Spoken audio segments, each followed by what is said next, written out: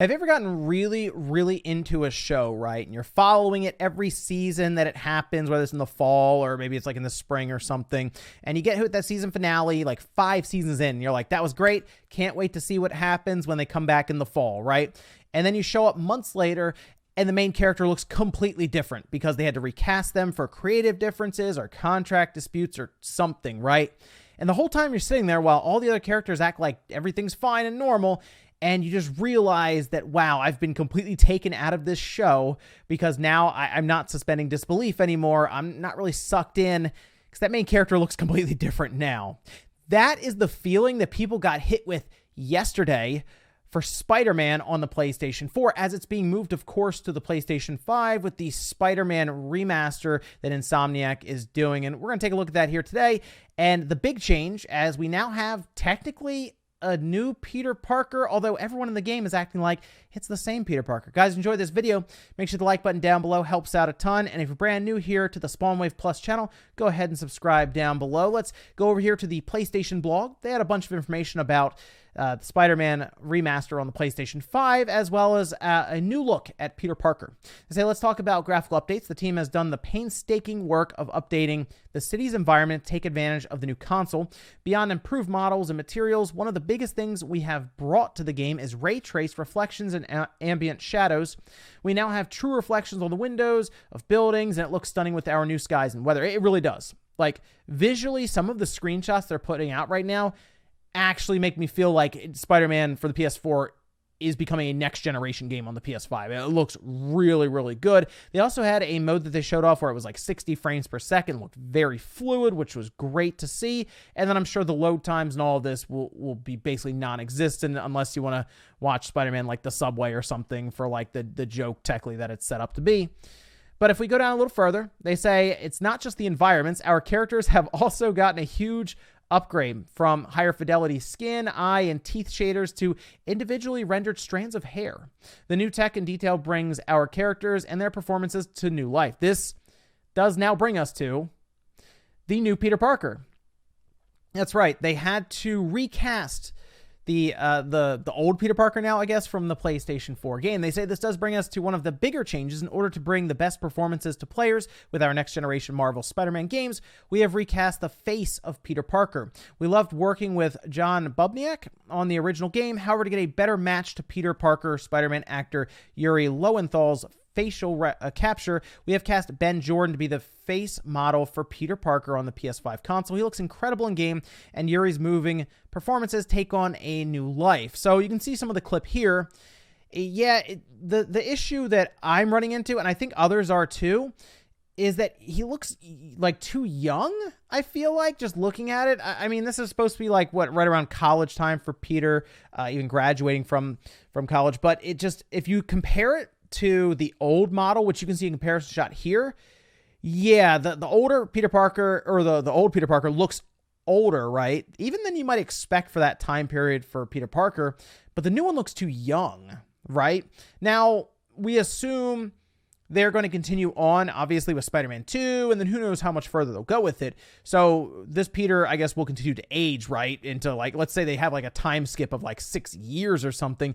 Yeah, maybe the older Peter would, you know, get into his 50s or something, because he looks kind of old right there. But it just seems like they went a little too young, and it seems like they tried to push a little too much towards like Tom Holland, which, I mean, I guess it helps for advertising, right? If in the game your Spider-Man looks closer to the Spider-Man that is on the big screen and like the movie theater and all of that, especially if you can plan out a game release around a movie release, that helps big time if the two characters look much more similar. Now, they do say that the facial capture for Yuri Lowenthal matches up much better for Ben Jordan. It seems very strange. I mean, I guess if their facial structure was more similar, right? But I don't know. It seems weird that John Bubniak, for example, would throw them off that badly that they looked at and they said, well, that doesn't look correct at all. Now, I mean, I will say the movements, everything that they at least showed in that trailer looks really, really good for the new Peter Parker, right? In terms of how natural the movement looks and all of this. So I guess there at least is some backing to that claim that they're making here. But it seems very off that they went through all of that recast Peter Parker just because of facial capture when it's just a remaster. Like going into Spider-Man 2, I guess they could have done it, but they said, you know what? No, we just recast it here with the remaster, probably because they're also using this to work towards, obviously, Spider-Man 2. The strange part is he now looks younger than Miles. Like if you put them next to each other, he looks younger than everyone. Like he looks like he just got into high school or maybe a sophomore in high school or something. I'll have to see more of this Peter in game, right, for the remaster, because maybe just this one scene isn't working too well with the lighting or something. I don't know. And maybe as we play through the game, it becomes more natural. And it's like, okay, yeah, I guess the age kind of matches up with the character model they put in here. But just from like first impressions, it's not like bad or anything. It like the overall visuals and like the graphics look great. But it feels out of place. Maybe it is that whole recasting thing, right? Where we're like, wow, this is like taking me out of it because I remember what Peter Parker looked like 2 years ago. The game came out in 2018. We're like 2 years out now. Oh, and they do go over the performance mode. Thanks to the power of the PS5 console, we're now able to offer a high frame rate through performance mode, which targets a 60 frames per second frame rate. I'm on that. I'm sure like images like this, like look how crazy this looks right here, right? This picture looks insane zoomed in. But I still think I would rather play the majority of the game at 60 frames per second. I assume we're going to have a 30 frames per second quality mode where they just do all the bells and whistles, everything, right? So it looks amazing, especially if you want to get like the photo mode and all that. Usually the visuals go up to another step. They do also mention the SSD for near instant loading, but you can apparently still turn back on those fast travel animations if you miss them. So it's going to be great to see that. You hit a button to fast travel, and it's probably going to fade to black and fade right back up. So it'll be very, very quick, which is really cool to see that. And they have spatial 3D audio for compatible headsets, and they'll be using the DualSense controller's haptic feedback and adaptive triggers. So like I was saying, it seems like they were putting a lot of effort into this remaster.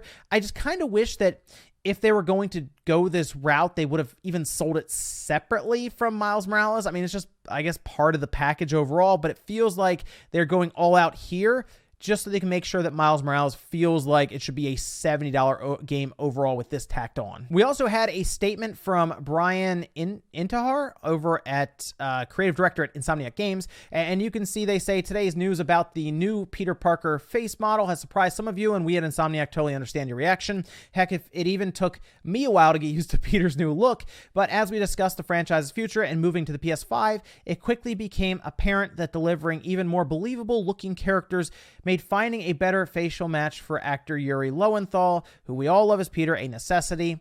We care as much about this character as your attachment to him, so please know we didn't make the decision change lightly. As we did throughout the development of Marvel Spider-Man, we'll continue to read your comments, listen, and always be looking for ways to improve every facet of the game. At the same time, I hope you can trust us that this decision is what we feel is best for the future of the franchise and our upcoming goals for this beloved Marvel character. So I do think we will eventually get used to this new Peter Parker, right? Probably by the time we see Spider-Man 2 and we're all really hyped for that and it looks amazing, we might not even be thinking about, wow, I can't believe they recast Peter Parker from Spider-Man on the PS4. We'll probably have been used to it by then, but I just think it'll just take a little bit of time, right? And you know what? I'm willing to give Insomniac the benefit of the doubt on this one because they have been providing quality after quality after quality for their games. So yes, maybe there was a situation where they realized that the overall facial capture would be better with Ben Jordan, right? So let me know what you guys think about this one, though, down below. I'm very curious. Thank you so much for watching, and I'll see you next time.